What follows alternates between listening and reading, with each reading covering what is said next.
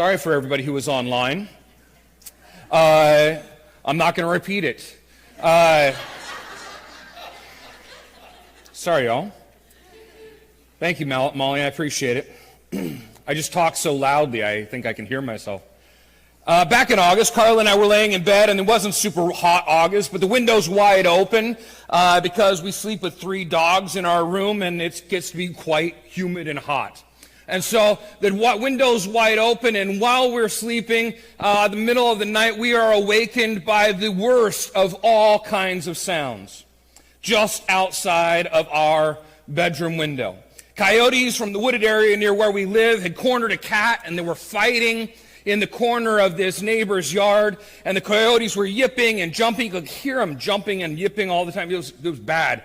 And after what was far too long, heart's racing, adrenaline's pumping, you're like, I'm going to go beat these things down, and my dogs are like all amped up as well, like, let's get them, Steve. And so, we're up like this. Finally, after what was far too long, the cat dies, and the coyotes disappear into the darkness. What a great story to start today with, yeah? It was legitimately the worst. So why did I tell you that horrible story to start today? Because stray animals are easy targets for predators, and that's exactly what our next guardrail is in Making Disciples is. We at Northlake chase strays. Not in a bad way, predatory way. We chase after strays. I've been told by a few friends, pastor friends, I've told them about this, that we do this, chasing strays. And every single time that I do, I wish you could see their faces. It's a mixture of horror and disbelief.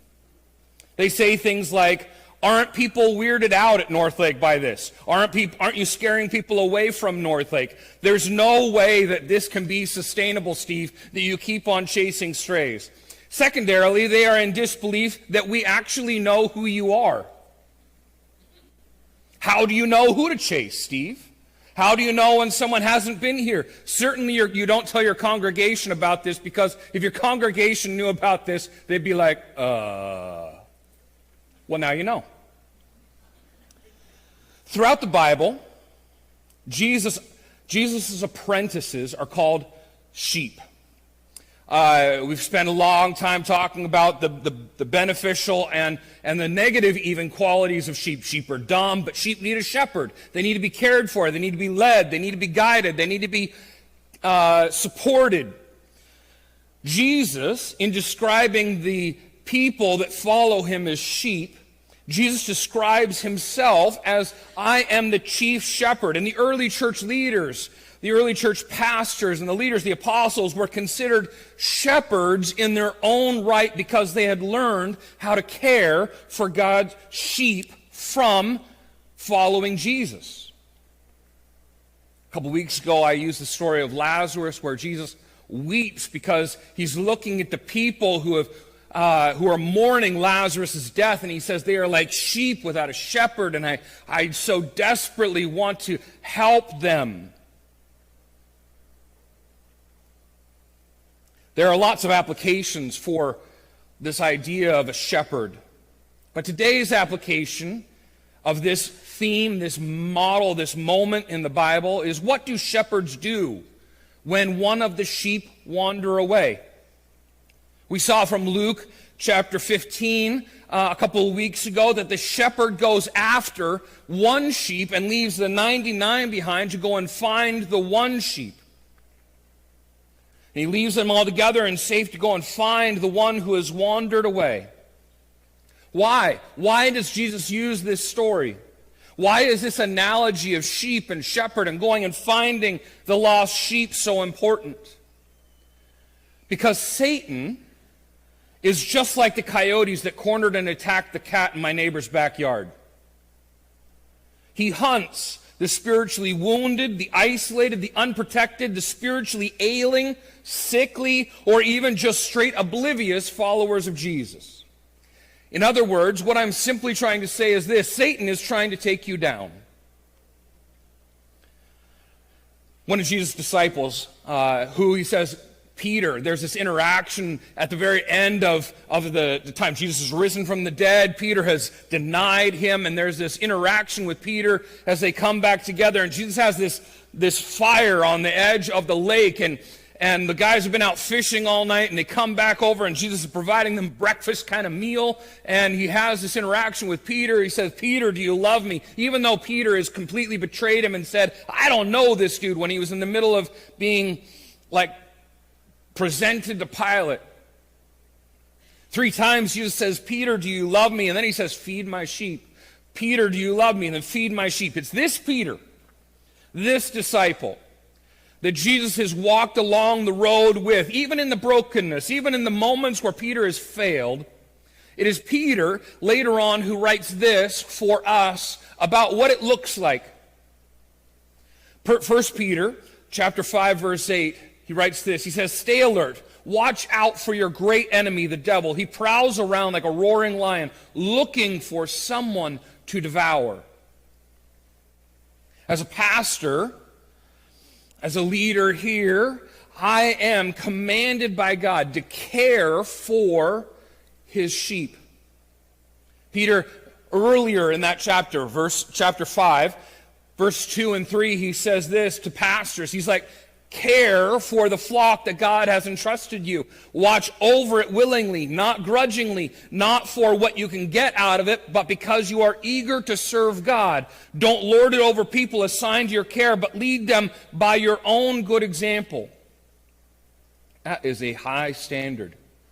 Lord, help me to live up to it. So in other words, Peter is saying, you aren't my sheep. You are God's sheep. You may be entrusted to me to care for a while, here while I am here on this ground. You may be entrusted to me by God, but I cannot claim any ownership of you. One of Jesus' statements, he says this back in John chapter 10, he says this, "I am the good shepherd. The good shepherd sacrifices his life for the sheep." The shepherd is not some overlord. The shepherd is someone who cares for the sheep, sacrificing himself for the betterment of the sheep. A hired hand, Jesus says, will run when he sees a wolf coming. He will abandon the sheep because they didn't belong to him, and he isn't their shepherd.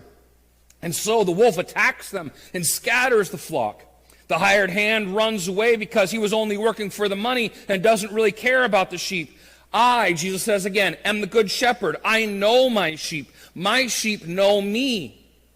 Just as my Father knows me and I know the Father, so I sacrifice my life for the sheep. I have other sheep too. He's talking to Israelites in this context, but he's speaking to them. He's like, I have other sheep too that are not in this sheepfold. I must bring them also. They will listen to my voice, and there will be one flock and one shepherd. So Jesus and one of these apprentices, these disciples, Peter, tell us of the need to care for those who are in the flock. The church, the fellowship of believers, if we really want to get to like a super churchy phrase. This really important style of language begins to inform all that we do here at Northlake. This isn't just isolated moments. This is throughout the Bible that the path for leadership is given, that our heart for God is given, that God's heart for us is given. It's really important, this language he's using, because it informs all that we do here. We at Northlake care for lost people. We've already talked about that. We reach lost people, so we reach out to them. We do trunk or treat so that our community, 2,000 people in our community, will get stuck in our parking lot, wandering all the way out to North Road, waiting to come through a whole bunch of trunks. So please sign up. Please help us as we gather with our community and we spend some time out here in the parking lot. And please, Jesus, no rain this time. We reach lost people because God cares about lost people. We care for the unconnected people, people who come to Northlake and aren't connected in relationship, aren't part of some smaller community, aren't connected into being known and knowing other people well. We connect them. We connect them into groups and into teams so that they can walk through ministry and share their life with other people, their strong points, their weaknesses, the things that are going well and the things that are bothersome. So we can be encouraged and we can celebrate together. So we connect the unconnected and we care for those who are disconnecting and who are saying, We care for the disconnected, so we chase after them. Why? Why do we do this? Why do we say it this way? Why do we do this as leadership here at Northlake? Because it completely goes against everything that motivates making disciples or apprentices of Jesus. If I only care about you when you're right in front of me, if I only care about you when you're right in front of me, would you say that I care about you? If in the minute you've wandered away, I'm like, moving on, somebody else. If your life group only cares about you when you are in attendance in their group, would you say that they care about you? No, we would not. A very common response that I get from many people who have come to Northlake from some other church, which is not our goal. If you're here from another church, one, welcome, I'm glad you are here, but two, I'm not trying to recruit you to come here from some other place. My goal is to reach lost people, but now that you're here, I want to help you get connected. But people who have come here often from other churches say something very similar to this. I left, and no one noticed I was gone. No one noticed I was missing. No one followed up, no one chased me down, no one said anything about my being there or my not being there.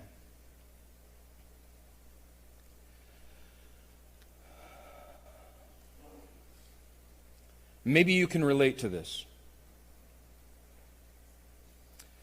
What does it feel like if you're connected somewhere, or you feel like you're connected somewhere, you feel like you've built relationships somewhere, and then you're missing or you're not there anymore and no one really notices? Or it seems like no one really notices. We know really deep down that church is supposed to be an environment of connectedness. Not just a place you walk in the doors here and you hang out for a few minutes and listen to a weird person speak for a moment, listen to some music, and then go home to watch the Seahawks game. We know that it's supposed to be something much more. If you can wander away and no one says anything, not only does it sting and hurt, it can feel like no one cared about us at all. And because relationship is such a key part of what makes Northlake Northlake, and relationship is what is the pattern that Jesus has given us in how we make disciples, walking along with other people through life, it becomes very, very challenging to say, like, well, we're just going to let people leave. Go like, I don't care. On top of that, there's an Old Testament passage that is terrifying. So go ahead and open up to Ezekiel chapter 34, because I want you to read this because it holds me accountable in some really big ways, and I want you to hear and I want you to see what I'm being held to, okay? So that you can go, Steve, remember Ezekiel 34 later on if I don't fulfill this. It's a terrifying chapter for all pastors. God speaks to those who are supposed to be caring for the Israelites many, many, many years before Jesus' arrival. And the warning is just as important today as it was then. And so let's read this Exodus, that's a different book. Ezekiel chapter 34, verse 1. I'm going to read through 11. Then the message of the Lord came to me from the Lord. Son of man, prophesy against the shepherds, the leaders of Israel. Give them this message from the sovereign Lord. What sorrow awakes you shepherds who feed yourselves instead of your flocks? Shouldn't shepherds feed their sheep? You drink the milk, you wear the wool, you butcher the finest animals, but you let your flocks starve. You have not taken care of the weak, you have not tended to the sick or bound up the injured. You have not gone looking for those who have wandered away or are lost. Ding, ding, ding, ding, ding, ding, ding, ding. Instead, you have ruled them with harshness and cruelty. Hopefully not. Ding, ding, ding, ding, ding. So my sheep have been scattered without a shepherd, and they are easy prey for any wild animal. They have wandered through all the mountains and all the hills across the face of the earth, yet no one has gone to search for them. Therefore, you shepherds, hear the word of the Lord. As surely as I live, says the sovereign Lord, you abandoned the flock and left them to be attacked by every wild animal. And though you were my shepherds, you didn't search for my sheep when they were lost. You took care of yourselves and let the sheep starve. Therefore, you shepherds, hear the word of the Lord. This is what the sovereign Lord says. I now consider these shepherds my enemies. And I will hold them responsible for what has happened to my flock. I will take away their right to feed the flock and will stop them from feeding themselves. I will rescue my flock from their mouths, and sheep will no longer be their prey. This is what the sovereign Lord says. I myself will search for the sheep. So, and then we enter Jesus. This is a huge warning for us, for me, in church, for any pastor. There might be one or more pastors, well-known pastors, that might pop into your head when we read a scripture like this. Because somehow I got to get off of whatever mailing list I'm on because, oh man, it's all the time.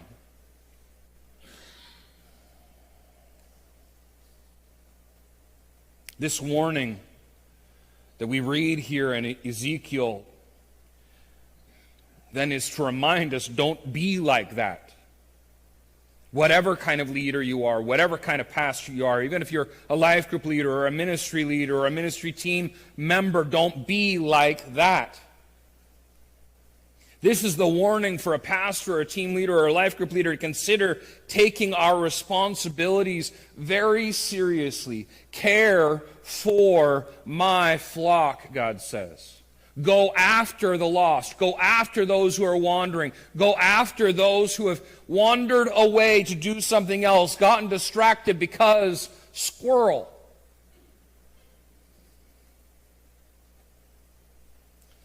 So what do we do here at Northlake? We chase strays. We chase those who have wandered. We search for and find those who are disconnecting. Now maybe, I've already had one person walk out, so, and it wasn't any of the youth, they're coming back. But maybe you're like, whoa, this is weirding me out. I'm very uncomfortable with what you're saying, Steve. I'm very, very discomforted with all of this. Allow me to demystify this and make it not weird, okay? If you demonstrate that Northlake is your church home, we do start tracking your participation. Are you here on Sunday? Are you in a group? Are you part of a team? Are you serving? Are you connected?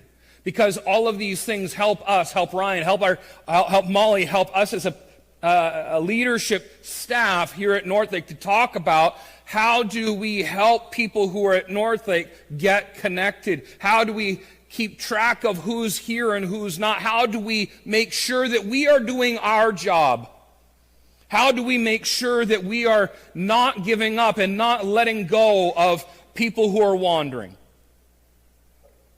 So if you make Northlake your church home by attending multiple times here on Sunday morning, we start going like, hey, I have noticed that Cindy is here this Sunday and this Sunday and this Sunday and this Sunday. She is now by her, not just because of her relationship to Pastor Ryan, although thank you for coming in spite of that, but she's coming because she's like, this is my home, this is my church. So every week, this is what happens. One of our connection team members goes up into the balcony and takes pictures of the audience here, the congregation here from the back in the balcony. And then on Monday morning, Ryan, myself, Patty, we get together and make sure that everybody who didn't check themselves in, we get you checked in from the Sunday. Why? Why do we do this? Why do I spend an hour on Sunday morning making sure that I know the back of Justin's head? Why do I do this? Because if you aren't checked in, if you haven't checked into your life group, and you aren't checked in on Sundays for several weeks, a reminder pops up for me because I am quite scattered. I've got enough going on in my head that I can forget things quite rapidly. So I use my reminder app extensively to remind me to remind me to do the things that I'm supposed to do so that my brain can go a little bit, right? I do the same thing here. Going to go, oh yeah, I haven't seen Tom Castor in a little bit. He hasn't been here for a while. What's going on with Tom? I need to call Tom. Tom, what's going on, man? How you doing? How's life? What's happening in life? It is not this moment of, Tom, you have been missing for 4 weeks. Get your butt back to church, you unrepentant sinner. And you better take communion so I know Jesus died for you again. It's not this. It's so that one of us as leaders, or your life group leader, or your team leader in the ministry context can say, hey, you hit my radar. I noticed. You haven't been here for a little bit. And all I wanted to do is check in on you. How is it going? I care about you. I noticed. I saw you were missing. I want to make sure that you're doing okay. Maybe you need help and you have a really hard time asking for it like I do. And you're just like, I've been going through it and it's hard, it's difficult. I do not want you to struggle and suffer out on your own because you had a hard time asking for help. Again, like me.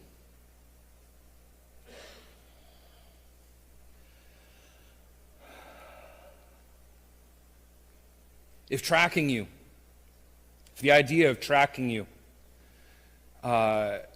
is like, I really hate that.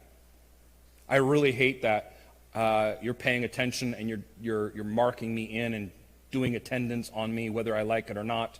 I have 100% not checked in for a reason, whatever it is. Can I just say this? The only way for you in this world to not be tracked is to go live off grid in some other country. Better put your cell phone away. Better never use the internet. I'm sorry, you are being tracked.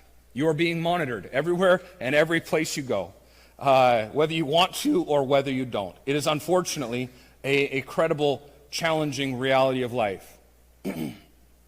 You're being tracked online to generate profits for a company that legitimately does not care about you. They only want to make money off of you. At Northlake, I am not trying to make money off of you. The reason for my saying I want to keep track of who's here and who's not is to make sure that you are actually cared for, so that when Ezekiel 34 gets read, I don't go, oh no.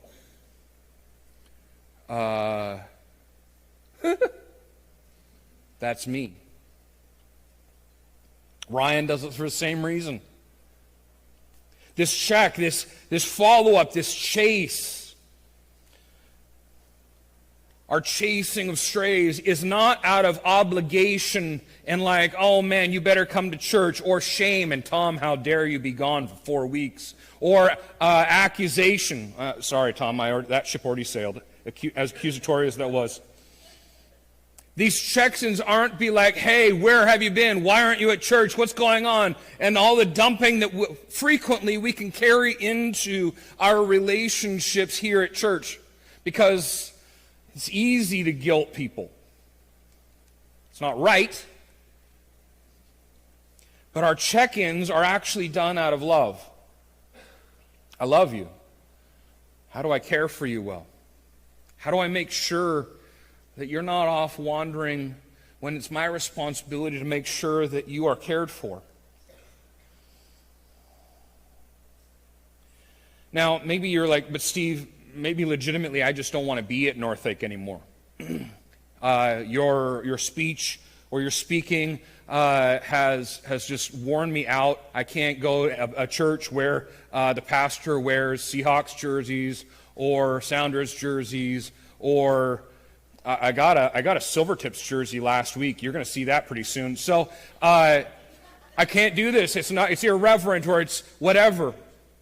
When we had Identity in Christ start using our facility last week, I was dressed in a Seahawks jersey, and that is very atypical for the Slavic community. And so as I was hanging out here just participating in their first service, I was like, whew, I stand out like a sore thumb. I was sitting right next to Rick and Donna, and I was like, oh, please don't say anything about me. Please don't say anything about me. Maybe I should leave. And they said, it's Pastor Steve's right over there. I'm like, no, I'm underdressed for your service. Maybe you're like, man, I just can't do it. I want to go someplace that they dress different or whatever. It is not our job. It's not my job to try and make you stay. If God is leading you to go on to a different church, let us know. Let me know. And guess what's going to happen? We love you. Blessing. May you go and be blessed at wherever church you're landing. May we support you and care for you from afar as you get into another church family. We are going to see each other in heaven someday. We are all part of the same team. Just because you don't want to be here anymore, or God is leading you on, or so whatever reason it is, there's not going to be this moment of like, you're dead to me now.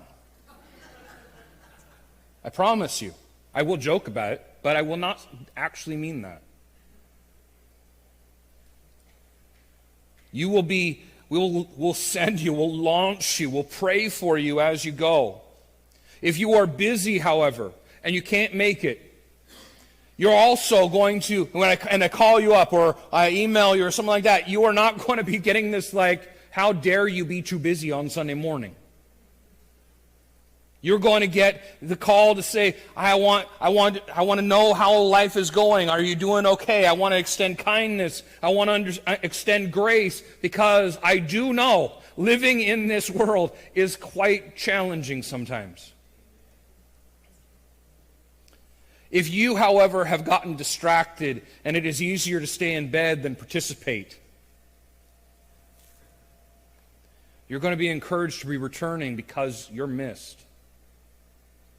Come back. Please don't stay in bed. Believe me, Carla and I got out of bed this morning. I took my shower. I'm going to totally throw Carla under the bus here. Maybe not throw us under the bus, but I mean, she's part of it. So it was my story too, so I get to tell it.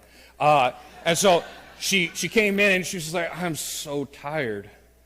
I'm so tired. I'm like, I am too. I am exhausted right now. I'm so whooped. And both of us were joking around about this. We were like, Pastor Ryan and Molly can totally lead the service without us. We'll call in sick today. We'll make Molly preach today.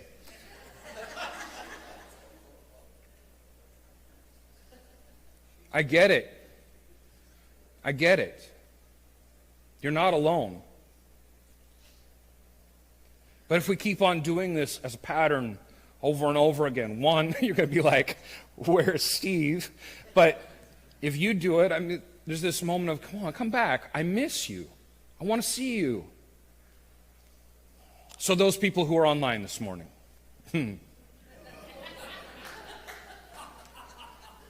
online serves an incredible purpose.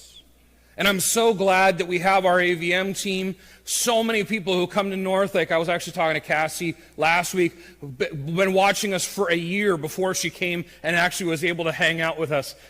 So online, I'm really glad that we have it. I'm so grateful for the ability that it's given us, not only to reach people who are in our community, but also family members and people all over the States. I'm becoming surprised by, I'm in Pennsylvania and I'm hanging out watching these services. I'm like, why?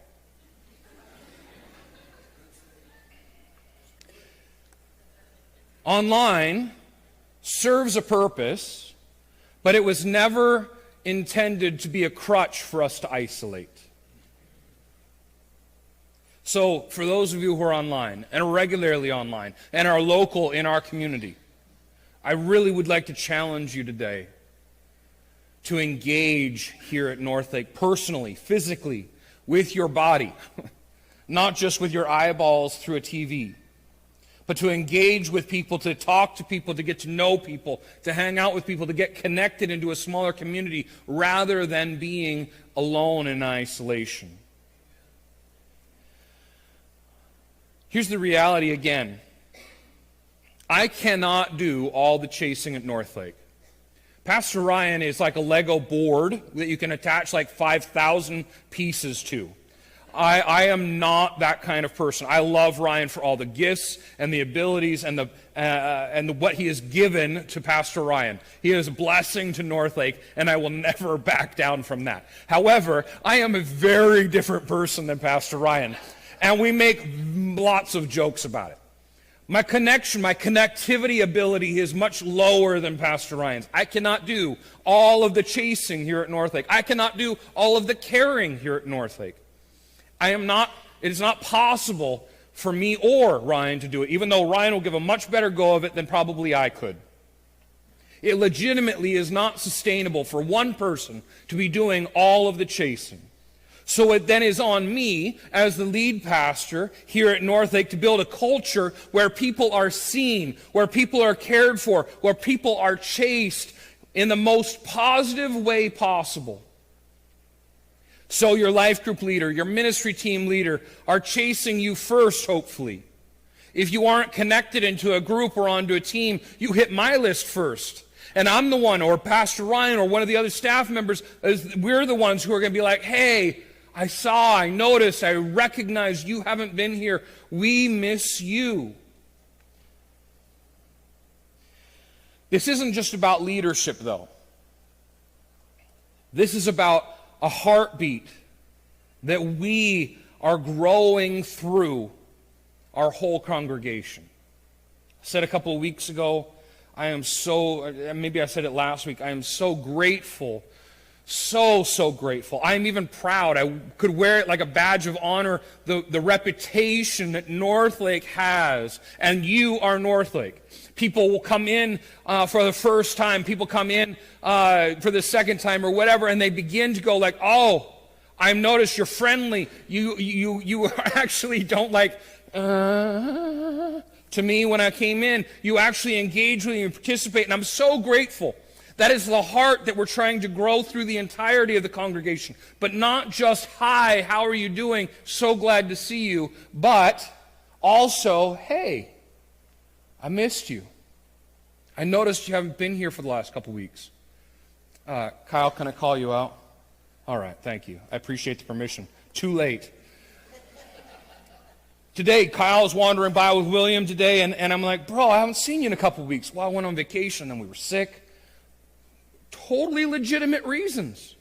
Believe me, I totally feel that. You need to check out and go somewhere else and maybe go catch a pike. I don't know. You need to go catch something. You need to go do something to be like, great reason. You're sick. Please don't come here and infect us. I get it, right? But the heart wasn't like, hey, I want to check up on you. Where have you been, Kyle? Where have you been? Where have you been? Where have you been? No, it's like, man, I noticed. I saw you weren't here. But you're back today. It's a good day. It's a fantastic day to be here, and I'm glad you are here. I was exhausted earlier. I am still exhausted, but happy to see you.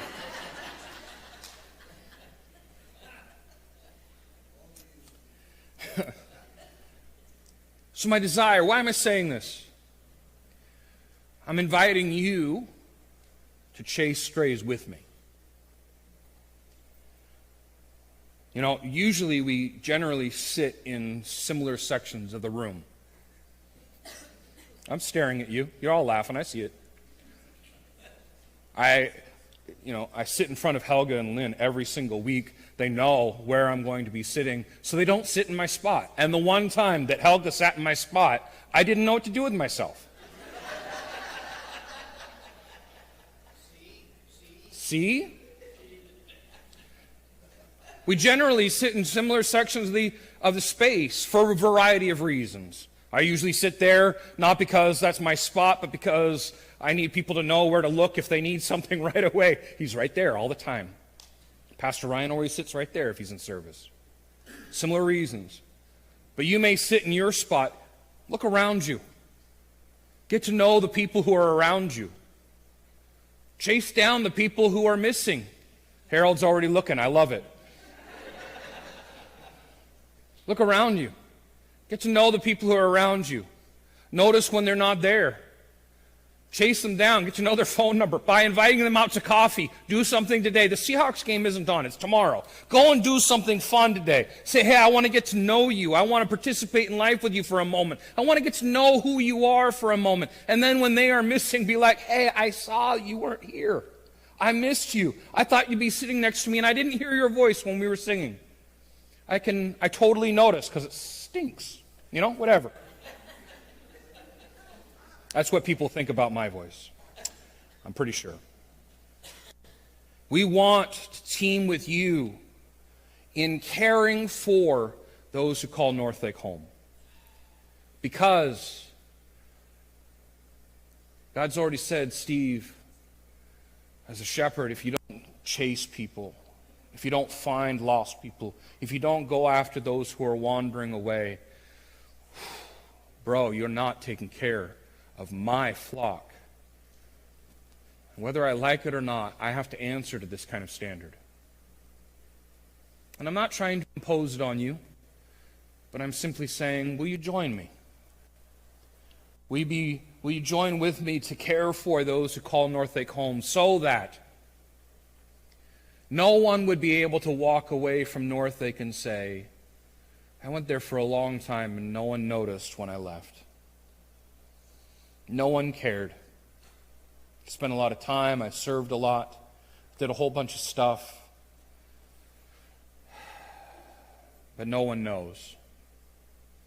I wasn't as important, or I wasn't cared for, or I wasn't loved like I thought I was. We want to team with you in caring for those who call Northlake home.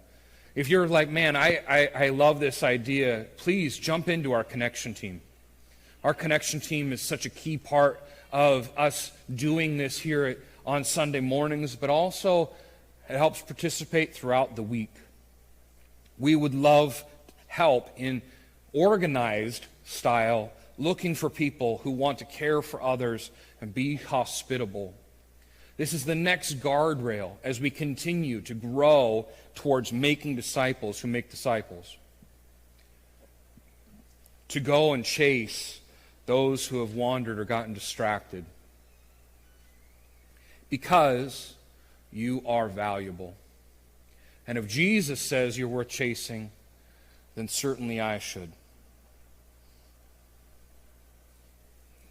Let's end. Jesus, you have chased us.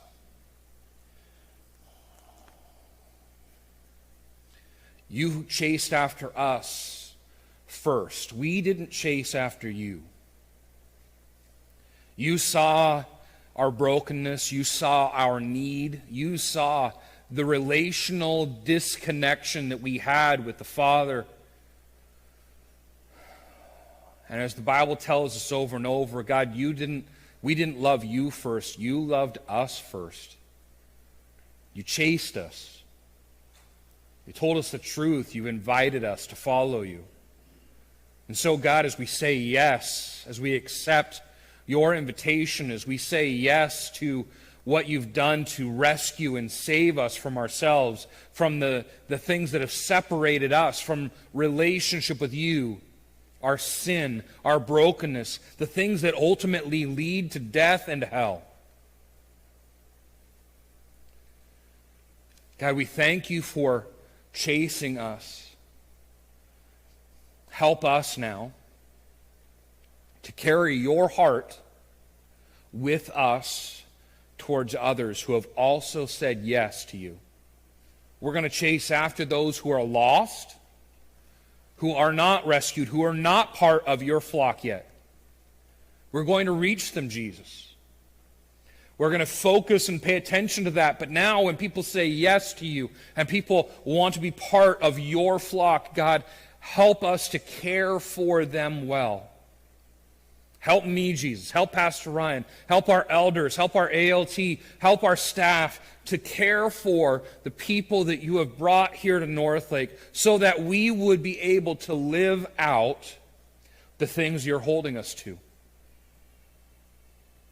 That God, for all of the bad news stories that are throughout our nation of churches or pastors who have gotten it completely wrong, I pray, Jesus, that Northlake would be different.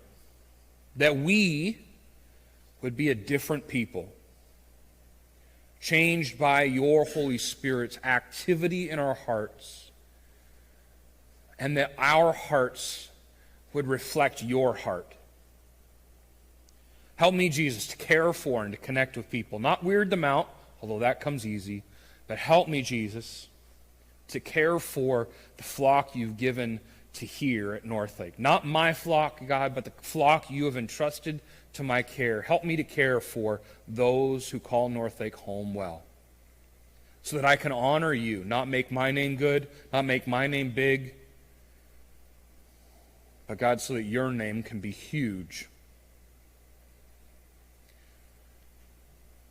And that your love would extend through me, but through all of us to those who call Northlake home, and that our community that surrounds us, who's not opposed to you but doesn't know what to do with you, would see the love that we share for each other, the care that we have for each other, the relationships that we build with each other, and that it would be an incredibly invitational, attractive moment that people throughout our community would say, man, I want that so bad. I am so lonely. I want relationship. Reach the people in our community through us, Jesus, and through our love for one another. Because, as John says, our love for each other is how the world will know that we are your disciples. So, Jesus, make that true. Help us to grow in this. Not be weirded out by it. Help us to grow in it, to become the people that you want us to be, so that we can be a part of making disciples who make disciples. In your name we pray. Everybody said? Amen. Have a fantastic Sunday. If this morning you came here and you're like, man, I've got some stuff going on in my life, Brenda Guthrie, one of our life group leaders, is going to be right over here. Tabby is here. She went skydiving yesterday, and so you know this woman has a lot of faith. Go hang out and pray with Brenda and Tabby before you go. We don't want you to leave without being prayed for. Otherwise, have a fantastic Sunday. We'll see you next week as we get into next guardrail. Have a good Sunday.